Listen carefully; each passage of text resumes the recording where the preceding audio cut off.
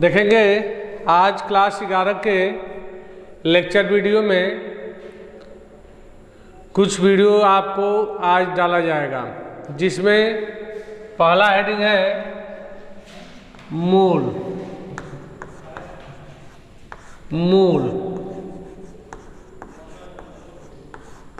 मूल किसे कहते हैं? तो मूल की परिभाषा क्या हो जाएगा? तो किसी भी पदार्थ की वह मात्रा जिसमें किसी पदार्थ की वह मात्रा, तो किसी पदार्थ की वह मात्रा जिसमें 6.02 × 10⁻23 कण में कौन कौन से? तो परमाणु हो सकते हैं या अणु हो सकते हैं या आयन ETC इत्यादि उपस्थित होते हैं। तो इत्यादि उपस्थित होते हैं, उसे क्या कहते हैं? मूल कहते हैं। तो उसे मूल कहते हैं। तो मूल कहते हैं तो किसी भी पदार्थ की वह मात्रा जिसमें 6.02 × 10⁻23 कण परमाणु अणु या आयन उपस्थित होते हैं, उसे हम क्या कहते हैं? मूल कहते हैं। एक और परिभाषा मूल का हम बता देंगे, यानी कह सकते हैं किसी भी पदार्थ की वह मात्रा जिसमें, यानी कह सकते हैं कि किसी निकाय के द्रव्यमान तथा उसमें उपस्थित कणों की संख्या, तो कि वह, यानी कह सकते हैं कि वह मात्रा जो किसी निकाय के द्रव्यमान अथवा करके वह मात्रा जो किसी निकाय के द्रव्यमान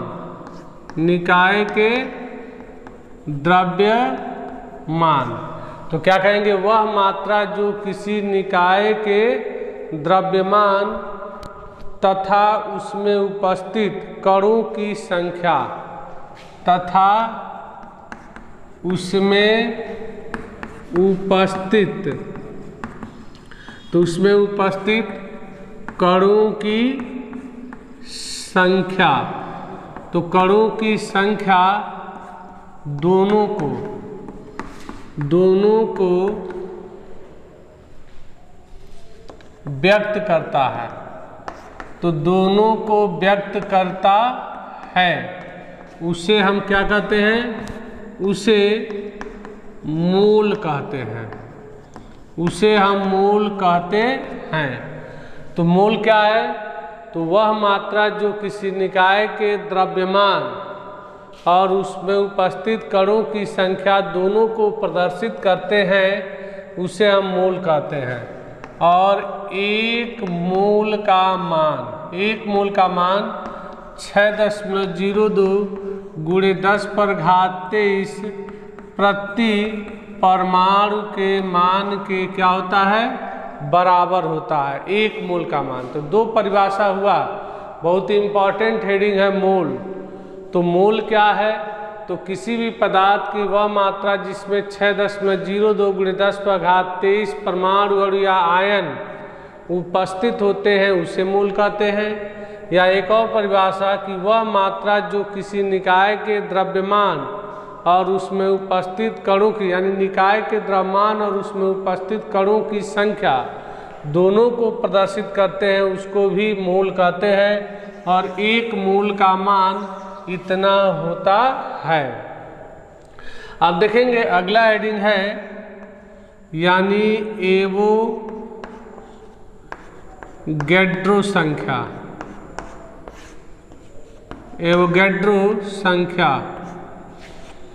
तो एवोगैड्रो संख्या किसे कहते हैं? तो एवोगैड्रो संख्या की परिभाषा क्या है उसके बारे में हम लोग पढ़ेंगे।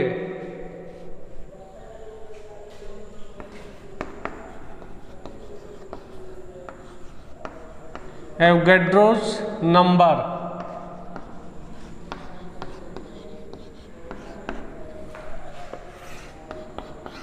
एवोगैड्रो नंबर क्या है? तो इसमें कहेंगे किसी भी पदार्थ के एक मोल में उपस्थित अणुओं की संख्या। तो किसी भी पदार्थ के, तो किसी पदार्थ के कितने मोल में? तो एक मोल में किसकी संख्या? तो अणुओं की संख्या।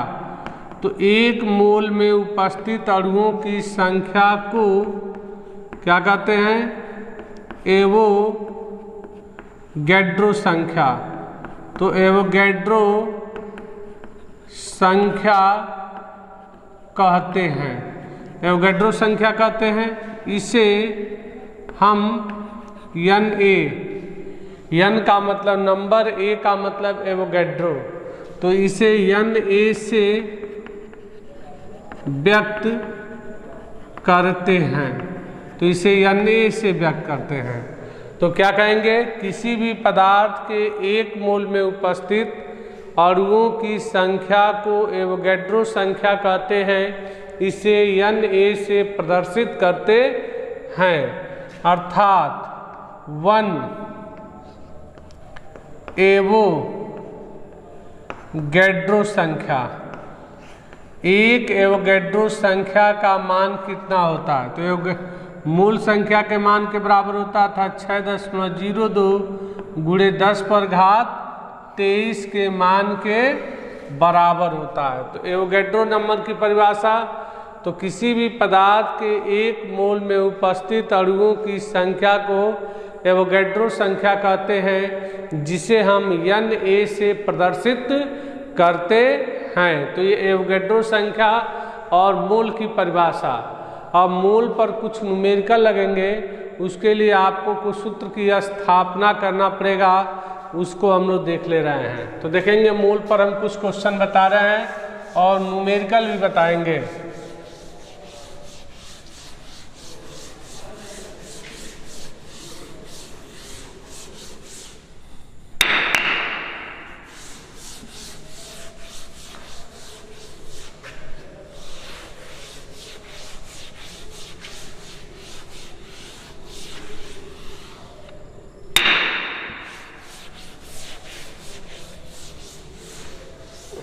हाँ देखेंगे, मोल पर पहला, यानी पहला हो जाएगा यौगिक के लिए।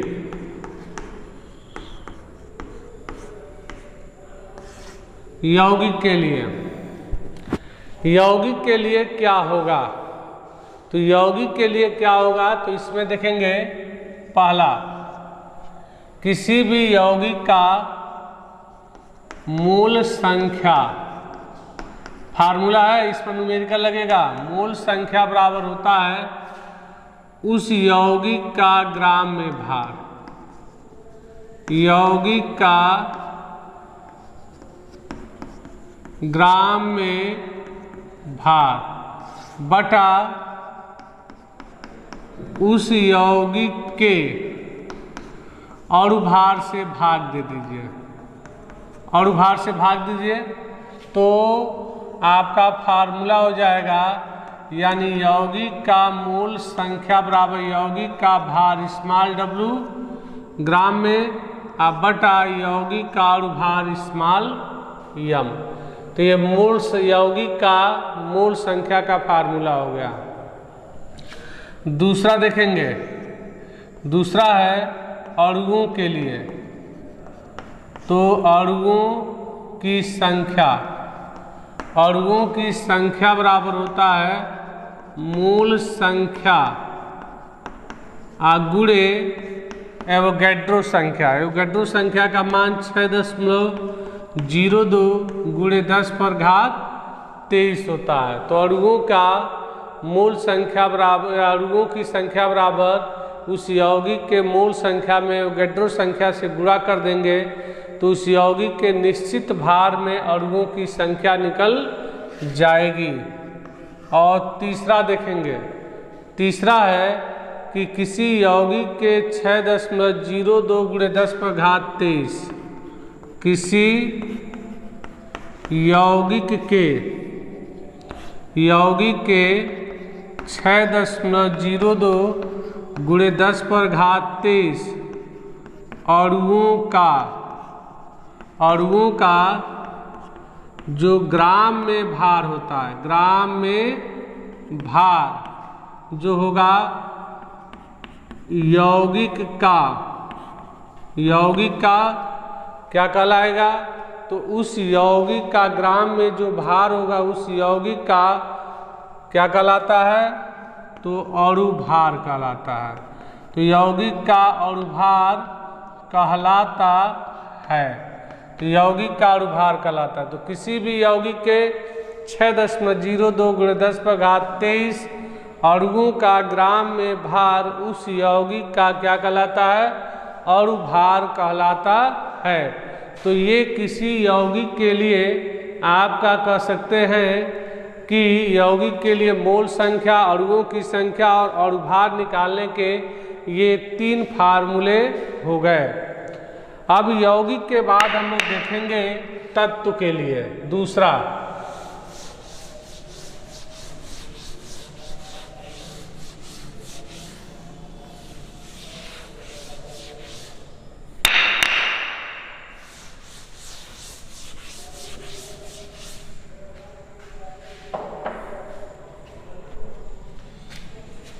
दूसरा देखो, दूसरा है तत्व के लिए।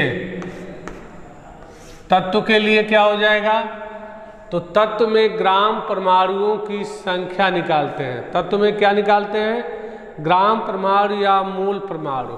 पहला देखो, तत्व के लिए क्या निकालते हैं, ग्राम परमाणु की संख्या निकालते हैं, ग्राम परमाणु या मूल परमाणु निकालते हैं। तो ग्राम परमाणु या मूल परमाणु बराबर क्या होता है, तो तत्व का ग्राम में भार, तत्व का ग्राम में भार जो दिया रहेगा उसी तत्व के परमाणु भार से भाग दे देते हैं, तो तत्व में ग्राम परमाणु या मूल परमाणु की संख्या निकल जाएगा। अर्थात ग्राम परमाणु बराबर होगा भार बटा परमाणु भार हो जाएगा, भार बटा परमाणु भार।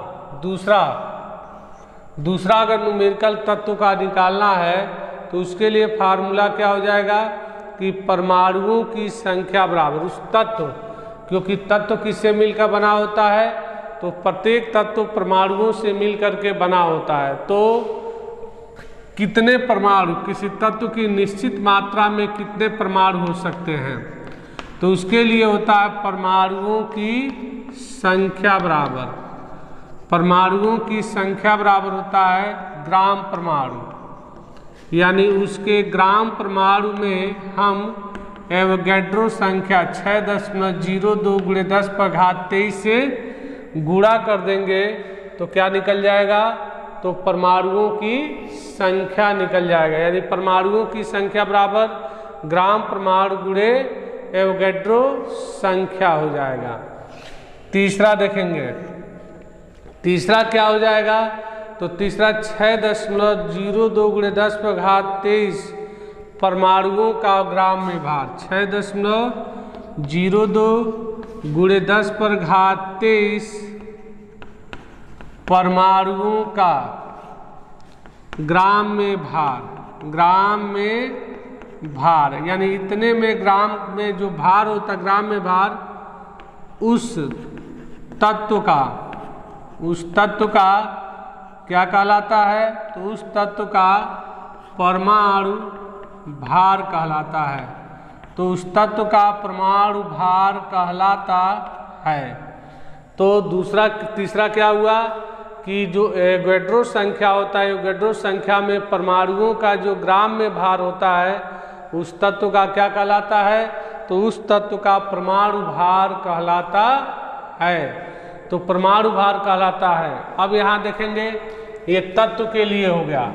अब हम गैस के लिए निकाल रहे हैं। ये सब फार्मूले हैं जिस पर आपको न्यूमेरिकल पोर्शन को सॉल्व करना है।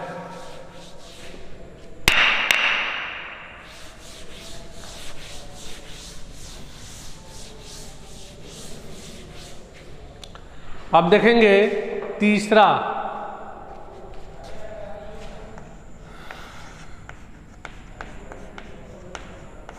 गैस के लिए, किसी गैस के लिए मोल संख्या, अणुओं की संख्या, परमाणुओं की संख्या इत्यादि निकालना हो तो वो कैसे निकालेंगे, वो गैस के लिए।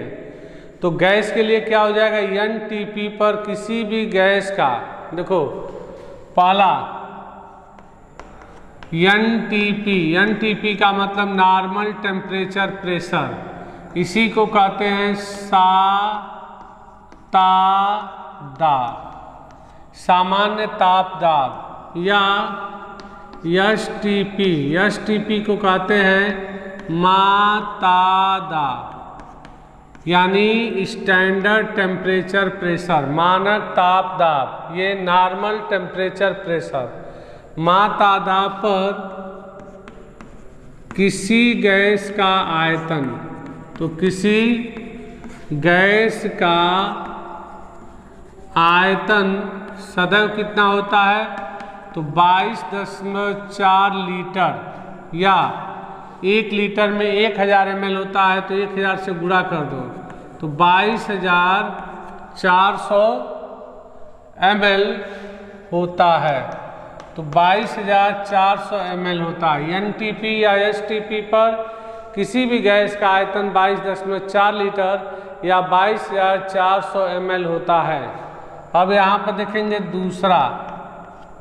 दूसरा क्या कह देंगे, तो दूसरा NTP पर किसी भी गैस का 22.4 लीटर में ग्राम में भार, किसी भी गैस के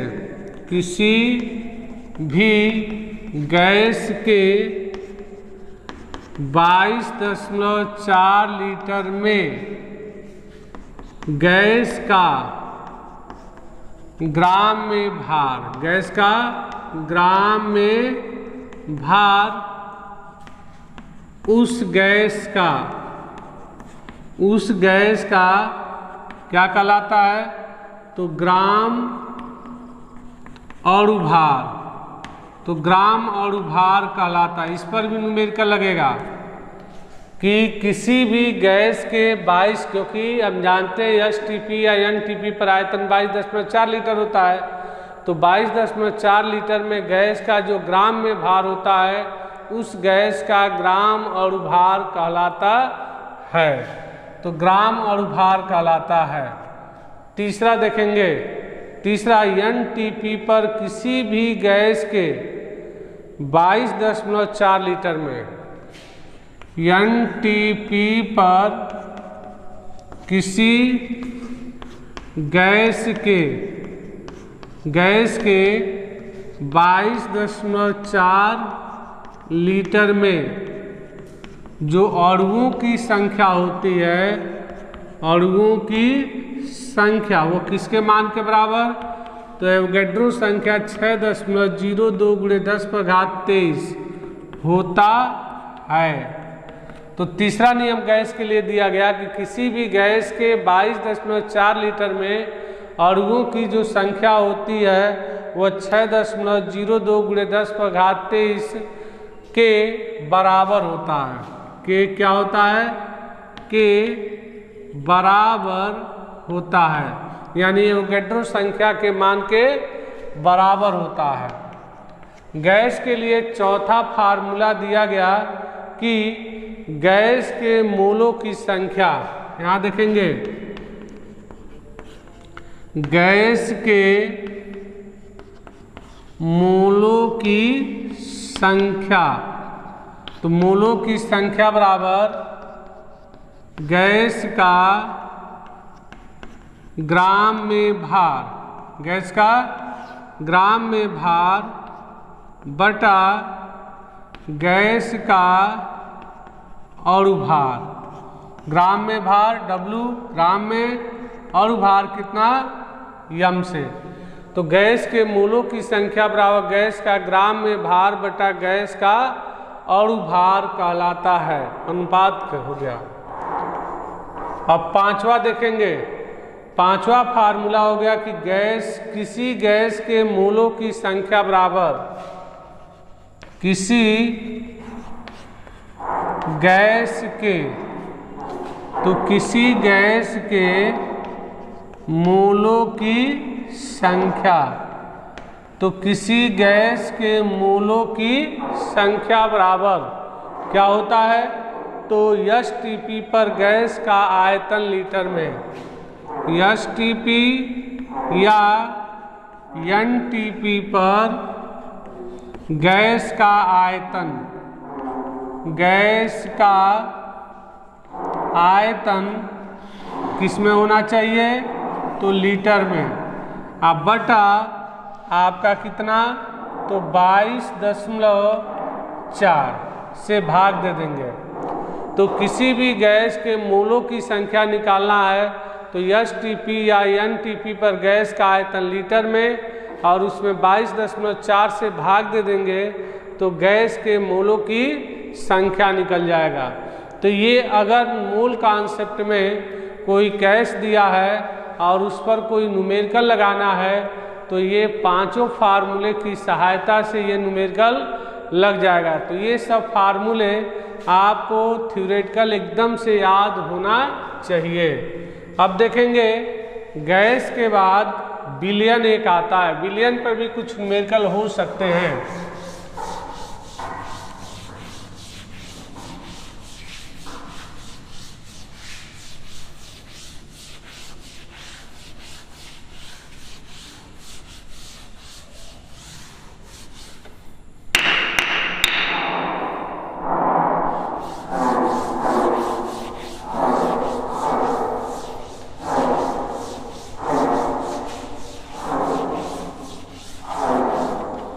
देखेंगे चौथा, गैस के लिए, गैस के लिए, गैस के लिए क्या हो सकता है, तो गैस के विलीन मोलों की संख्या, गैस के विलीन मोलों की संख्या, गैस के विलीन मोलों की संख्या बराबर क्या होता है, तो उसके लिए फार्मूला होता है मोलरता गुणे आयतन लीटर में। तो गैस के विलीन मोलों की संख्या बराबर होता है गैस की मोलरता अब बटा क्या होता है, तो गैस का आयतन लीटर में। तो उस गैस के विलीन मोलों की संख्या इस फार्मूले से निकाला जा सकता है। गैस के विलीन मोलों की संख्या इससे निकाल सकते हैं। तो इस पर मूल संख्या के टोटल यौगिक के लिए, तत्व के लिए,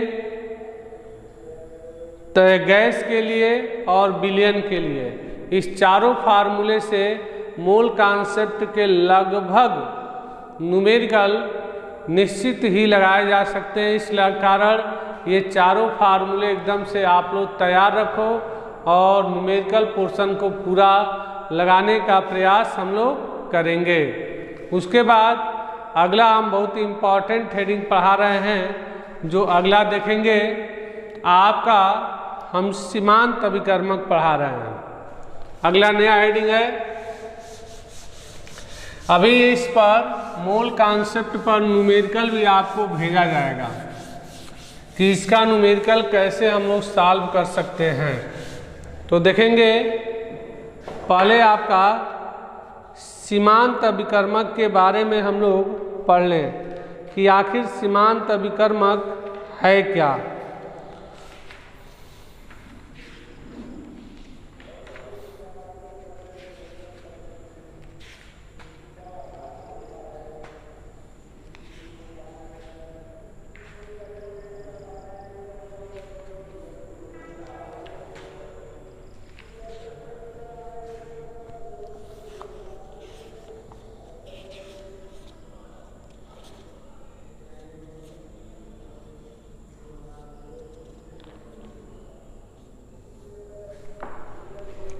देखो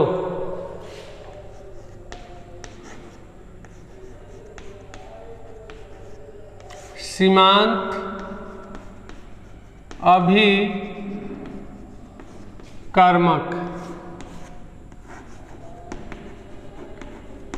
लिमिटिंग रिएजेंट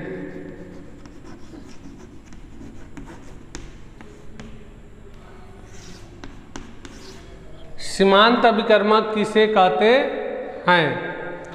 तो सीमांत अभिकर्मक जैसे देखो ए और बी दोनों आपस में क्रिया करके ए बी आपका उत्पाद का निर्माण कर रहे हैं, जिसमें से यहाँ पर यानी कह सकते हैं कि प्रारंभिक अवस्था में ए के 10 मोल अभिक्रिया में भाग ले रहा है और बी के 5 मोल अभिक्रिया में ले रहे हैं। तो अभी अभिक्रिया प्रारंभिक अवस्था में तो उत्पाद नहीं बनेगा, उत्पाद का मान 0।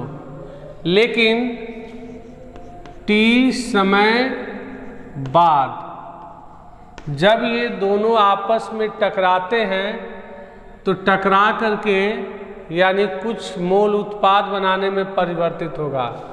तो ए का लगभग 5 मोल उत्पाद ए बी बनाने में परिवर्तित हो जाता है और बी का 5 मोल उत्पाद ए बी बनाने में परिवर्तित हो जाता है। तो इसका बचा मात्रा 0 है। तो इसका बचा मात्रा कितना है, 0 हो गया। तो प्रोडक्ट कितना मोल बना, तो प्रोडक्ट आपका 5 मोल बना। तो इसी परिभाषा से हम सीमांत रिएजेंट की परिभाषा सुनेंगे। कहेंगे ऐसी रासायनिक अभिक्रिया जिसमें 2 अभिकारक की भिन्न भिन्न मात्राएं आपस में क्रिया करती हैं। तो ये आपस में क्रिया करते समय एक पदार्थ की मात्रा क्या हो जाती है, जब समाप्त हो जाती है तो अभिक्रिया रुक जाती है तथा उत्पाद का निर्माण हो जाता है। तो जिस पदार्थ की मात्रा पहले समाप्त हो जाए इसका पूरा का पूरा अंश उत्पाद बनाने में परिवर्तित हो जाए तो ऐसे अभिकर्मक को हम सीमांत अभिकर्मक कहते हैं। सीमांत अभिकर्मक कहते हैं। और अभिकारक में जिसका कुछ मात्रा शेष रह जाए तो ऐसे अभिकर्मक को हम आधिक्य अभिकर्मक कहते हैं। तो आधिक्य अभिकर्मक कहते हैं। तो उपरोक्त अभिक्रिया में बी सीमांत अभिकर्मक है और एक जो है आधिक्य अभिकर्मक। तो परिभाषा सुनो, किसी भी रासायनिक अभिक्रिया में अभिकारक पदार्थ की वह मात्रा जिसका पूरा अंश उत्पाद बनाने में परिवर्तित हो जाता है तो उसे हम क्या कहते हैं, सीमांत अभिकर्मक लिमिटिंग रिएजेंट कहते हैं। तथा अभिक्रिया के फलस्वरूप जिस अभिकारक की मात्रा शेष रह जाती है उसे हम आधिक्य अभिकर्मक कहते हैं। एग्जाम्पल में ये फिगर बनाएंगे, ये रिएक्शन लिखेंगे और रिएक्शन लिख करके लिखेंगे उपरोक्त अभिक्रिया में बी सीमांत अभिकर्मक जबकि ए जो है वह आधिक्य अभिकर्मक है।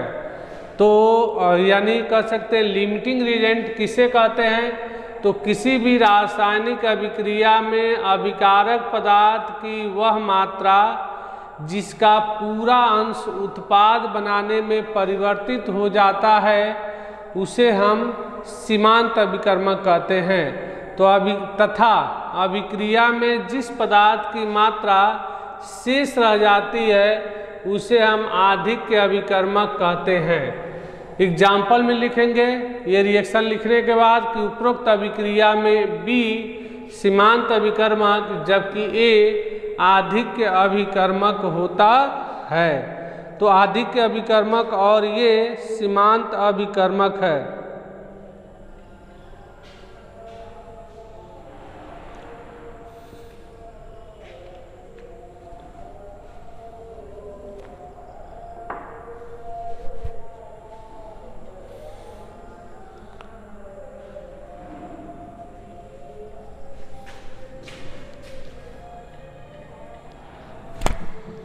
अगला देखेंगे, अगला हेडिंग है स्टाइकियोमेट्रिक गुणांक।